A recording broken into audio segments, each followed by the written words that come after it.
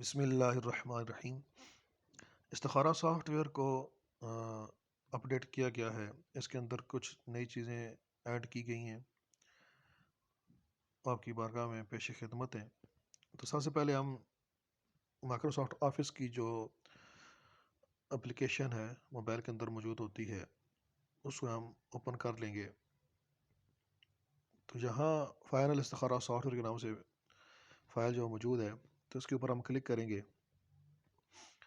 جب یہ اوپن ہوگی تو اس کے اندر بہت سارے ایسے سوالات ہوتے ہیں جو عموماً عاملین حضرات سے پوچھے جاتے ہیں۔ تو حروف ابجد یا علم ابجد کے ذریعے ان کا جواب جو دیا جاتا ہے، اس میں ٹائم زیادہ لگ جاتا ہے، لیکن سافٹ ویئر میں یہ آسانی ہو گئی ہے کہ آپ جو بھی کام ہے وہ آسانی کے ساتھ کر سکتے ہیں۔ اچھا، یہ سارے جو بھی سوالات ہیں اس کے اندر موجود ہیں۔ جو بھی آپ سے سوال کرنا چاہے تو اس کے اوپر کلک کریں گے تو وہ اس کا جواب ہمیں مل جائے گا۔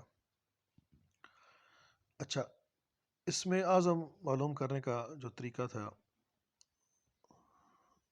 اس کا اپڈیٹ کیا گیا ہے تھوڑا سا۔ تو یہ اوپن لنک پہ ہم کلک کریں گے۔ اوپن لنک پہ کلک کرنے کے بعد ہمارے پاس یہ اس کا آ جائے گا۔ تو جب ہم یہاں پہ نام لکھیں گے، مثال کے طور پر ہم کوئی بھی نام لکھتے ہیں، یہاں پہ لکھتے ہیں منصور علی، لکھ دیتے ہیں، گڈ والے نشان پر کلک کرتے ہیں تو یہ اسم اعظم آ گیا اس کا۔ یا رافع یا مہیمن، یہ کر سکتا ہے، یا رقیب یا مقدم، یعنی اس کے لیے دو وظیفے ہیں، یا رافع یا مہیمن ایک، یا رقیب یا مقدم، ان میں سے دونوں میں سے کوئی ایک کر لے۔ اس کی تعداد جو ہے یہ 992 دفعہ، یعنی اگر وہ اپنا نام کا اسم اعظم کا وظیفہ کرنا چاہتا ہے تو ہر روز 992 دفعہ دن مقرر کر کے وہ یہ وظیفہ کر سکتا ہے، اس کے فیض و برکات حاصل کر سکتا ہے۔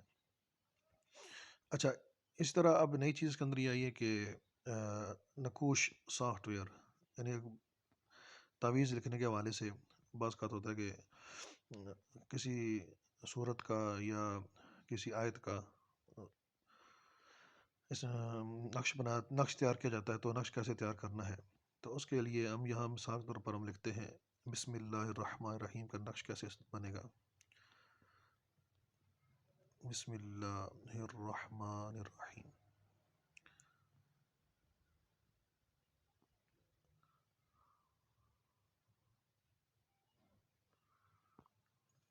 یہاں پہ الرحیم،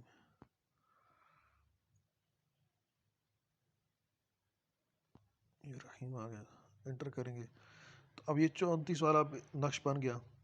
ٹھیک ہے جی، اب دیکھیں کہ یہ جو نقش ہرکارہ والی چال ہے اس کے اندر، آتشی چال جو اس کو کہتے ہیں، کہ یہ اب چاروں طرف سے جمع کریں گے تو یہ 786 ہی آئے گا۔ اچھا، یہ اس کی آتشی چال ہے۔ اگر چال یہاں سے ہم تبدیل کرنا چاہتے ہیں، مثال کے طور پر بادی چال دیکھنا چاہتے ہیں تو یہ بادی چال کے اندر آ جائے گا۔ پھر اسی طرح یہ آبی چال کے اندر آ جائے گا، اور پھر اسی طرح یہ خاکی چال کے اندر ہم اس کو لا سکتے ہیں۔ تو یعنی یہ جس چال کے اندر ہم چاہیں اس کو لا سکتے ہیں، اور یہ 7 جو ہے یہ 15 والا نقش بن گیا۔ ٹھیک ہو گیا جی۔ اب اس کے اندر اگر ہم کسی بندے کا مزاج دیکھنا چاہتے ہیں، کوئی بھی بندہ ہے اس کا مزاج دیکھنا چاہتے ہیں، اس کو ہم ختم کر دیتے ہیں اوپر سے۔ تو اب نیچے ہم دیکھنا چاہتے ہیں کسی بندے کا مزاج کیسا مزاج ہے، تو ہم اس کا نام لکھیں گے، مثال کے طور پر لکھتے ہیں محمد علی، لکھ دیتے ہیں، گڈ والے نشان پر کلک کیا تو اب دیکھیں کہ اس کا مزاج جو ہے وہ ہمارے سامنے آ گیا کہ یہ بادی مزاج کا ہے، اور بادی مزاج کے جو لوگ ہوتے ہیں ان کی کیا خاصیت ہوتی ہے، تو یہ بھی ساتھ آ گیا۔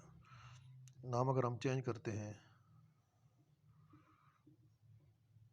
یہاں ہم لکھ دیتے ہیں محمود احمد، تو اس کا مزاج آبی ہے۔ تو یعنی اس طرح مزاج بھی ہمیں معلوم ہو جائے گا۔